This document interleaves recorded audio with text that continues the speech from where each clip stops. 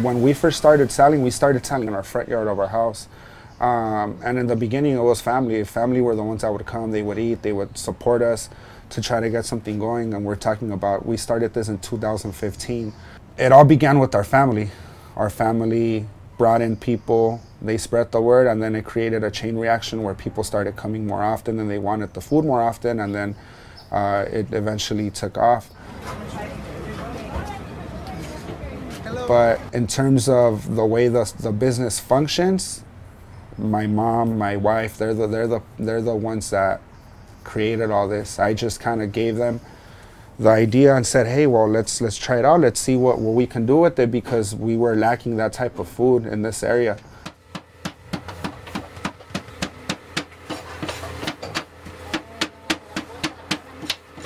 My mother, she's the one that, how we say it in Spanish, ella tiene el sazón. She's the one that basically had the recipes on how to make the barbacoa, how to do the tortillas, the salsas, all that. And then my wife just took it from there, and then we kind of started tweaking things to try to perfect the recipes, to try to make it as good as we can for our customers.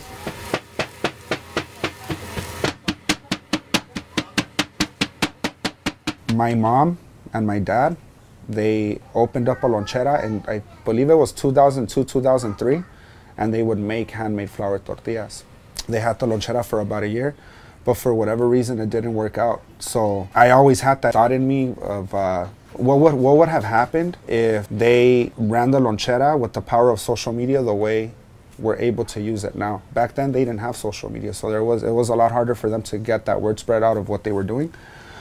So I said, well, man, what if we try it again, and let's see if now with the power of social media, if we can get something going. We opened up a Facebook page, we opened up an Instagram page, we started, trying to promote through there.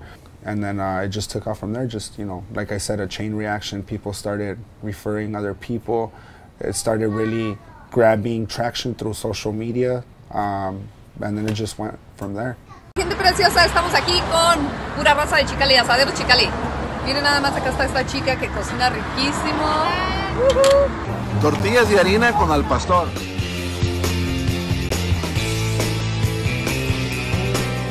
I swear I can eat like 30 of these. Super delicious. A veces la comida más deliciosa te la encuentras en los lugares menos inesperados.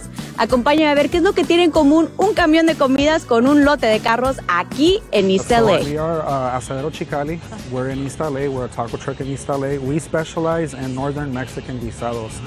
As you see here, the tortillas are handmade.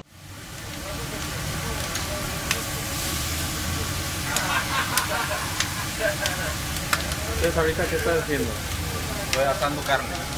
Ahorita que esté fresca la carnita.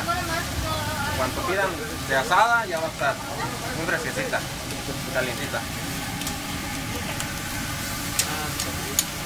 Así que la preparan aquí mismo, ¿eh? Y luego sí, así se prepara aquí.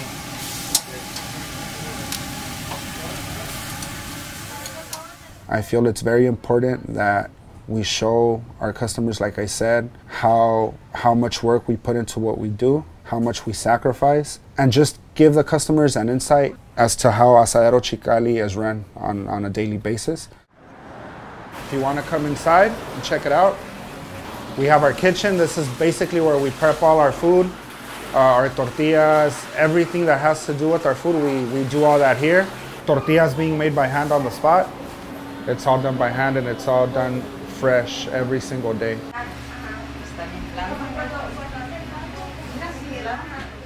This is a flour. So this is what we bring from Mexicali. And we bring this about every 2 weeks. And we'll probably go through about 4 of these a week. So the reason why we go through all the trouble of bringing this type of harina is because of the texture, the flavor. There's really nothing that compares to this flour. We've tried many different types of flour, and to be very honest, this is probably this has to be the best that I've tried. Like I said, in terms of texture, in terms of a flavor, this is top quality right here. So that's very important to us. So if it means us driving all the way out there to bring you guys quality flour, then that's what we're gonna do. So right now she's mixing the flour so she can create the masa to start making the tortillas. So that's what she's doing right now. She's mixing all the flour with hot water, with everything else that we put in there in order to make the dough so that they can start making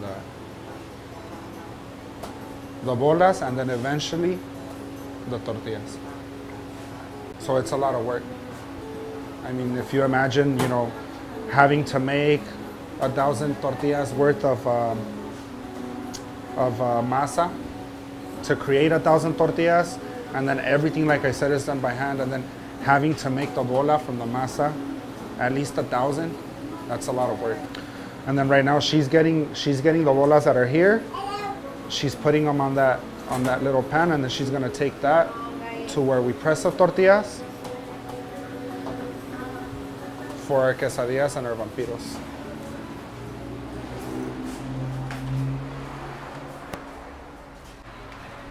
And what that's going to do is it's going to pre-cook the tortilla. And yeah, it's probably about a 6-7 hour process by the time, from the time where she begins to make all the dough to then pressing the tortillas and rolling the tortillas. No nada más es decir, ok, la voy a amasar, le voy a echar esto y ya. No, o sea, tiene que salir suave, tiene que salir, o sea, no se tiene que hacer dura la tortilla. O sea, no nada más es, por ejemplo, hacer la comida y ya, o sea, todo tiene su proceso.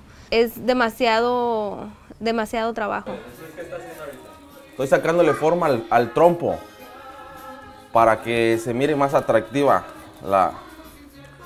la silueta de la carne. Todo este recorte se pica aparte para sacarle ya la forma y así sea más vista para el cliente, más antojable. ¿Y esto lo hace cada cuándo? Todos los días. Todos los días es lo mismo. Aquí no tenemos que poner de más, solamente lo que vendemos, para que entre más fresca sea la carne, mucho mejor. Our main goal is to just try to keep providing quality food, like I said. That's our #1 priority. I feel like we're a strong representation of Mexicali just because you don't really see that around here. So I feel like it's our duty to show how authentic the food is, what's so special about our food. So I feel that's something that it's a goal that we have, just to keep that same quality for our customers. And obviously grow. We want to grow. We have a few projects that we have in mind that we're hoping they turn out. But we want to grow. We want to try to bring this food out to as many people as we can. But like I said, without sacrificing quality, because I feel that's our #1 priority. Quality over everything. So if it means just having one location and having top quality food, then that's what it's going to be. But if we can do that and manage to do that with multiple locations, then why not? Our main goal, like I said, is growing and maintaining that same service and that quality food for our customers. So.